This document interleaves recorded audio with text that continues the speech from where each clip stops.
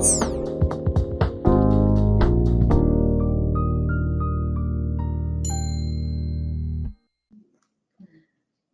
everyone. Welcome to this webinar series. Today's topic is breaking the chains of generational poverty.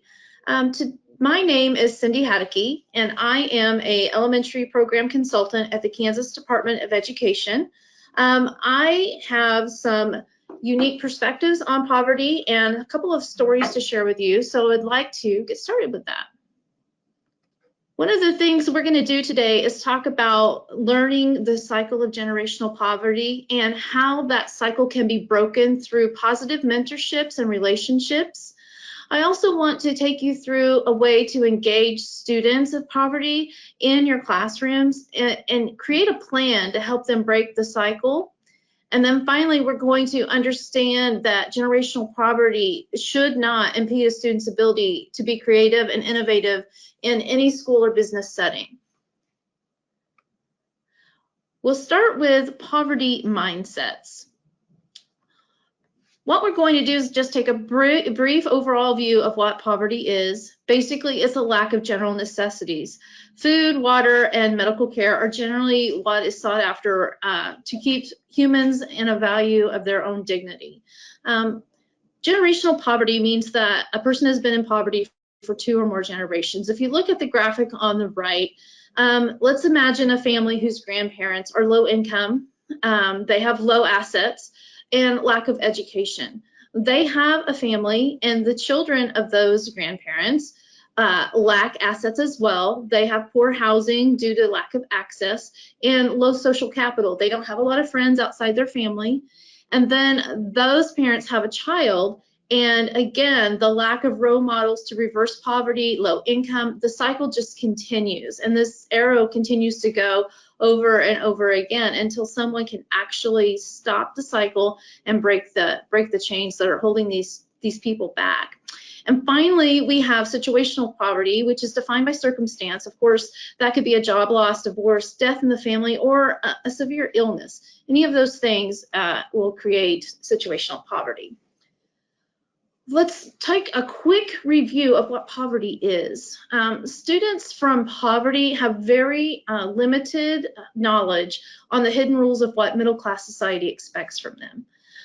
Our middle class looks at work, achievement, and the future as their go-to and their strive for purpose. But in poverty, entertainment and relationships are what the purpose for their engagement is in the community. They want to entertain anyone, and they really value those close relationships with family. On the other hand, middle class, words are used for negotiation and for getting what you want or need. However, in poverty, people often fight physically, or they argue or have someone that will do those things for them to get what they need. So those mindsets are what causes the difference between people who are in poverty and the middle class. Middle class needs to understand where people of poverty come from, and people of poverty need to learn what the hidden rules of middle class actually are. We are going to take a short little quiz here. I just want to ask you these questions, have you think about the answers. I will show you the answers at the end, and we'll see what your mindset is. So how much of a student's achievement in kids from poverty is correlated with their parents' IQ? Do you think that it's a significant amount, a moderate amount, or a negligible amount? I'll give you just a moment to think about that. Actually, the answer is C. It's a negligible amount. Research states over and over that the intelligence of students from poverty is not a product of their parents. Students from poverty are very intelligent, can be very academic achievement oriented, and we should not stifle that just because students come from poor families. Here's your next question. Classroom behavior problems from kids from poverty are based in the very same issues as with the non-poor. Do you think that's true or false? I'll give you just a moment to think.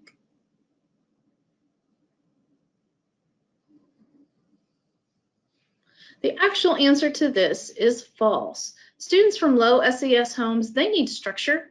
they need routine, they need to be held to high expectations, and efficient classroom management is much, and they need the experience of an effective classroom manager much more than the non-poor do. This is due to their overload of working memory, which we will get into a little bit later.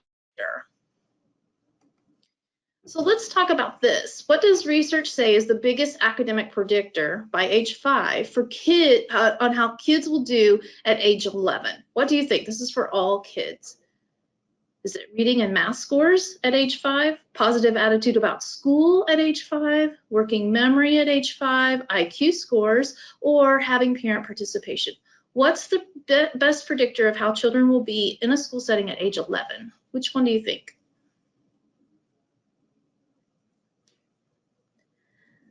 I think this may be a little surprising for some, but the answer is actually C, working memory. Brain-based teaching actually increases engagement with students of poverty. It impacts the working memory, which increases academic success.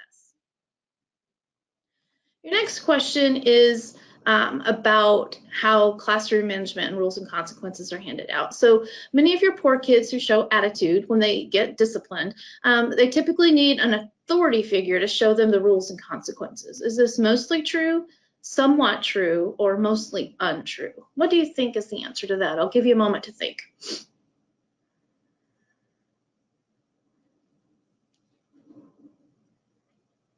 The answer to this is actually mostly untrue.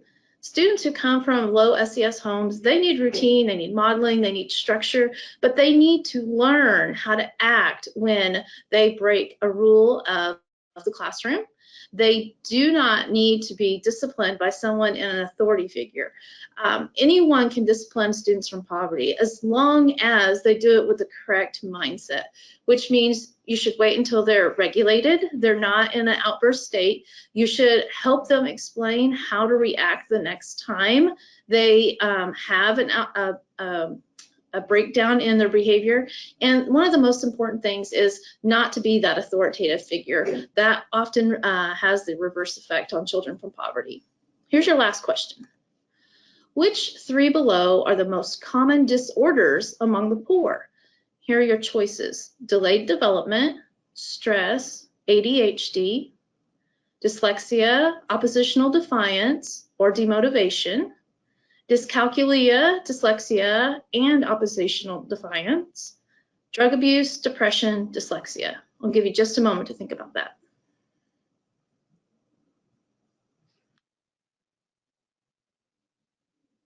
Well, the answer is actually A, delayed development, stress, and attention deficit disorder. We're going to get into more about why children who come from poor homes have these common disorders, and we will find out how to help those children be more successful in the classroom.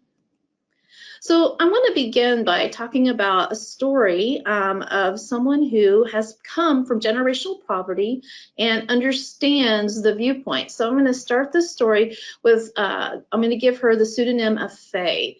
Her demographics: she was the oldest of 3 children in a family. Her mother was a victim of domestic violence from the beginning of her relationship with Faye's father. So from the very beginning, there was domestic violence, and that domestic violence was physical, emotional, and the father's highest education was a GED. He got that through the Army Reserves. And Faye grew up in the 1970s. She was about 8 miles at all times in her early childhood from both sets of grandmothers. Here's the key word here: grandmothers and their spouses. Both grandmothers were not married to her father's father or her mother's father. So let's talk a little bit more about generational poverty. In Faye's situation, her grandmother was born to a sharecropper. She was born to a mother at age 15. Her parents were married, but they were very, very poor. Lived in a one-room home, had many children running around. It was really difficult for Faye's grandmother to get out of the cycle. What happened was Faye's grandmother got pregnant with Faye's mother at the age of 15 when she was not married. There is rumor that Faye's mother was conceived from a rape, but Faye's mother does not know who her father is. So she was born at the age of 15. She was very poor. She actually lived with her mother and her family while she was young. When Faye's mother was about 4, Faye's grandmother found a man to live with. They eventually got married, and then at the age of 16, Faye's mother got married and actually had Faye at the age of 17. But they lived with Faye's paternal grandparents for her first year of life. So you can see that through this cycle of generational poverty, that it's a young mother born very poor. The expectation is you live with your parents until you can get out on your own, and get out on your own was the equivalent of having a husband, and then you start having a family. So let's talk a little bit about some generational poverty. The educational background. So in Faye's grandmother's life, her highest level of education was 6th grade. She actually went to school until she was 12. She didn't do well in school, but she did learn to read and write and was literate. Faye's mother also went to school. She went until the age of 16. She dropped out when she got married, and her goal in life was to be a mother and a wife. So her education stopped at the age of 16.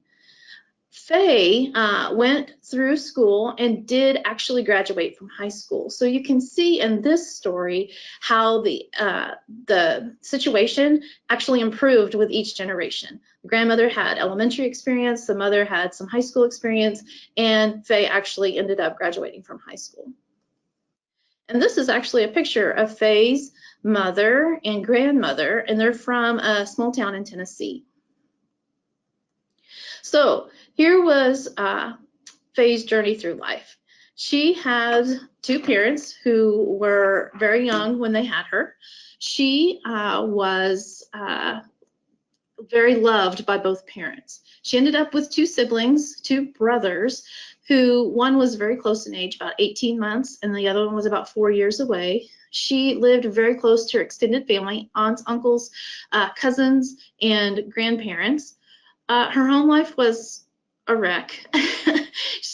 Faye has told me many times that there were times when she was afraid for her life. Her dad was an alcoholic and abusive, and it was, they never knew when the dad was going to come home in a bad mood, and when he did, that impacted the whole family. There was limited medical care in this family. Faye's first time to see a dentist was when she was 16 years old, so limited medical and dental care. Food was scarce. They were on a government assistance for much of Faye's early childhood.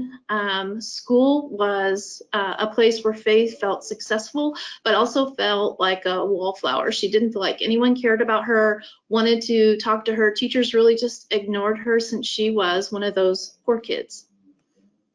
So that was Faye's story. We'll come back to Faye in a little bit. Right now, we're going to talk about all of the implications of poverty on a child's development and the brain.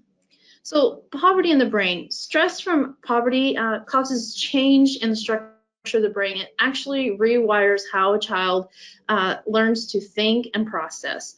Chronic stress over and over from the struggles of poverty leads to a very heavy allostatic load on the brain. This increases cortisol. Cortisol is the chemical in the brain that we don't want to have excess of. Increased levels of cortisol impact the hippocampus, which is connected to your memory formation and function. So as long as your allostatic load is high, and long-term stress is high, your cortisol levels are high, therefore you're not functioning at the best part of your brain.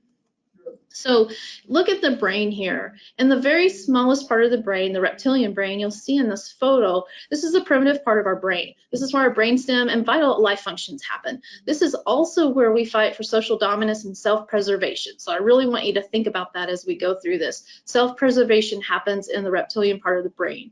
And the limbic system is where our mood, our memory, our attention, it's our emotional control. This is where we have fight, flight, or freeze. Actually happens in this stage as well. So think about students from poverty. They have a heavy allostatic load, and their neocortex is not really functioning at higher levels like it's supposed to be. Abstract thinking, morals, being flexible and malleable, that brain is so stressed that it lives between the limbic system and the reptilian system, so cognitive processes literally stop for children with poverty. Poverty in the brain has the same effect on children as childhood trauma. So if you look at the typical development, a child who comes from a typical middle-class home with loving parents has normal development of cognition first. Then social-emotional regulation happens. Then survival is at the very bottom of this triangle. Students from poverty and developmental trauma actually have the triangle inverted. Actually, their triangle, they are more stressed, so their survival is what they live on. Then they work with regulation. Finally, they get to the two most important things that we deal with in school, which are social emotional issues and cognition. So you can see children from poverty, if they are in the survival or regulation mode, they cannot regulate their emotions, and thinking isn't going to happen. So poverty's adverse effect on children and learning, material resources is one of the biggest things. People from poverty have lack of access to daycare. They can't usually pay for before and after school care. They come from smaller homes, apartments, and they have lack of resources to help their children with homework generally. Their health and well-being, they have lack of access to health and dental care. I already told you about Faye not being able to get to the dentist. Also, there's limited healthy food in the home due to the fact that fast food is much cheaper and things that are prepackaged. Again, food insecurity is a big issue with people from poverty. So there are many times children go home from school on Friday and the next warm meal they will get is when they come to school Monday for breakfast. Neurocognitive and neurobehavioral development is impacted with children from poverty because it contributes with executive functioning, which means children from poverty have issues with planning, self-regulation, task management, sorting important information, storage and retrieval of information. This is a huge impact on developmental abilities for children from poverty and impacts their ability to be successful at school. Housing instability is also another issue for children from poverty. Also, often they lived in older homes where lead exposure is often available. They can experience homelessness, be runaways, double up. They live with their families and live in hotels. They often rent jump just to survive. Students from poverty also have high levels of family stress and trauma. Just because people are poor doesn't mean they experience trauma, but the stress of being poor is constant in families. They struggle with survival day to day, and they struggle with really no hope of getting out. Neighborhood risk factors, depending on where a student lives, their neighborhood risk factor could be crime, violence. It could be lack of child care facilities. It could be lack of libraries, health clinics, any of those kind of things that impact a normal community. Children from poverty experience those regularly. Interrupted schooling is often an issue with children and learning. When you're chronically absent, your learning has gaps, which means that you struggle to keep up with what's happening at school. We know that language and literacy development are hugely impacted by poverty. There is the Million Words Deficit Study that is out there saying that children from poverty have exposure to almost 5 million less words by the age of 5 than a typical developing child in the middle class. Social capital. Children from poverty, their families have a difficulty forming relationships in social networks. This requires taking on the other group's norms, gaining trust from that other group, and that is something that children from poverty lack the ability to be able to do without modeling. And finally, we have cultural capital.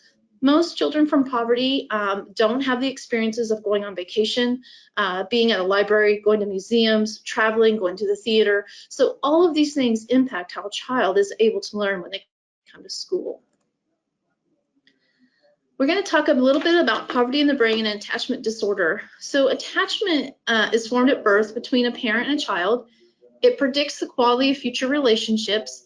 And honestly, for children who have healthy brain development, if they're under the age of 3, they need that strong, reliable primary caregiver for that love, support, and guidance. They need to feel safe. Often children from poverty are in daycare, often because their parents are working so much. They're left in the care of relatives or they're left in the care of siblings because they don't have the money for appropriate preschool or daycare facilities, which means children under the age of 3 are often missing out on that very important primary caregiver, giving them that send in return for proper brain development. So the lower the socioeconomic status of students, the more difficult in performing the task of the systems below. So these systems are impacted. The executive system, which is critical for working memory. So future planning, delayed gratification, decision making, deficits in these areas inhibit the production of new brain cells. It actually rewires the child's brain. The reading brain. There is so much research out there stating that children from poverty come with lack of oral language in the home to support well-developed literacy protection. This is a concern that we need to take on as a community, and we need to teach our parents from poverty how to communicate with their children. The memory system, processing semantic learning, and the ability to store learning. Long-term memory storage is impacted. And finally, problem solving, sequencing, organizing. The cognitive system is overloaded due to the fact that we're living in those 2 lower portions of the brain. So therefore, it is more difficult for them to perform in setting these things. Finally, the visual system, patterns, remembering images, abstract information, all of that is impacted when you come from poverty. Now, we've talked about that. I want to talk to you about a challenge for educators. What can educators do to build those positive practices to help children from poverty? The first and foremost thing that you can do is build a positive, enriching relationship with a child. Create that safe learning environment. Let them know that when they're in your space, they are safe. They're safe from the stress of the day. They're safe from harm, physical harm, or from verbal harm. Hold high expectations. Just because children come from poverty does not mean that they do not need to be held to high expectations. However, they need to be allowed to experience failure, but they need to do it in a supported environment. So when they experience that failure, they need to be able to be taught the processes for their brain to go back through and work what happens the next time they experience failure. Give them some sense of control. Let them make some choices.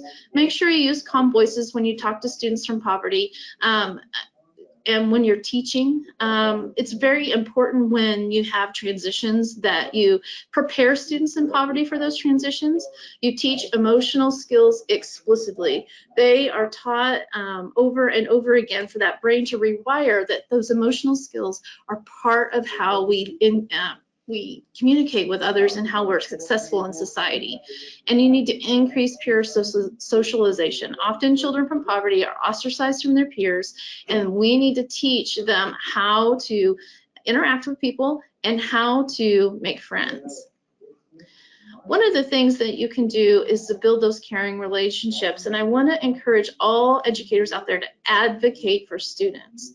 Strong student and teacher relationships obviously correlate to motivation, and increased motivation increases effort and educational outcomes.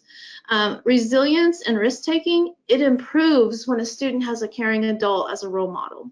Schools with high levels of student-teacher relational trust, they have improved academic productivity, achievement, and those students go on to further their education. Teachers that serve as a positive role model and a mentor for their students can help students break the cycle of poverty. There are lots of children out there who don't get to be razzed by the teacher or get to be the teacher's pet. Children from poverty are often not those children. Make sure that you pick a child who comes from poverty and you give them those positive interactions. One of the things that children from poverty need over and over again is to be held to high expectations. They need to be that needs to be done in a scaffolded manner. We want to make sure that learning is relevant. You need to know your kids. You need to know their family relationships. You need to know where they come from. You need to know what their experiences are. You want to provide academic rigor. Make sure that they're doing this through inquiry, reasoning, problem solving, and hands-on activities. If students are actively engaged, they're more likely to be using the higher portion of the brain. One of the things that I really like, researchers said, is to be a warm demander. So you're going to demand high expectations and output from children of poverty, yet you want to make sure that you're sensitive to their needs and support them through the process. Act from an empathetic perspective. You don't have to sympathize with them, but empathizing with them can help. Be sensitive. Understand that if they're sleeping in class, they may not have had a place to sleep last night. Understand that if they're hungry, they may be acting in anger. Understand that if they are yelling, that's the only voice register they understand, and they need to be taught how to use other registers. Help them fix a growth mindset. Encourage them to think that things can change and will change.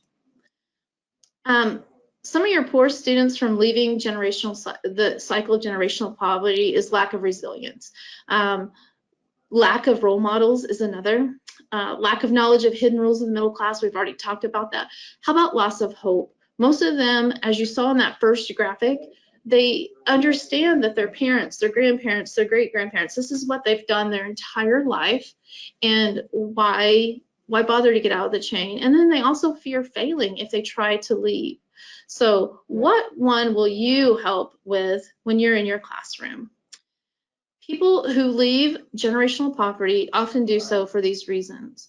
Usually there's an educational opportunity like athletic scholarship or academic scholarship, specialized training. Sometimes the child in poverty actually just sets a goal and they have the resilience and the stamina to move through life. That's rare. Sometimes they leave a situation because it's so full of pain and they just have the resilience to make that change. But number 4 is where I really want to focus. Someone helps them and convinces them that they could live differently and shows them the way. Someone helps them to talk about savings accounts. Someone helps them talk about furthering their education. Someone talks to them about career choices. Someone talks to them about planning, budgeting, saving. That comes through a positive adult teacher-student interaction. Just that modeling is one of the ways that students leave generational poverty. So here's my challenge to you. I want you to think of 1 or 2 students in your class or in your school that you've had over the past year. I want you to write down some reasons why you think this student has the potential to break free of the chains of generational poverty. What gives them that potential? I want you to make a plan. Literally write down, what are you going to do to help that child? What kind of model will you be? Being a positive, friendly role model is wonderful, but actually showing them that, hey, this can happen. You can further your education. You can have this career. You can reach your dreams. Make a plan to help them see that, and then commit to it. And I challenge you to commit to this by finding an accountability partner. Find someone that you work with, someone that you know personally, and say, hey, in April, follow up with me. Make sure that I have reached out to 1 or 2 of my students and have shown them some tools they need to be successful. I'm going to give you just a moment to think about these things and write these things down. This would be a good place. You could pause the webinar if you needed to, but I'll just give you a moment to think of those students, write down some reasons, and find an accountability partner. I'll give you 1 moment here.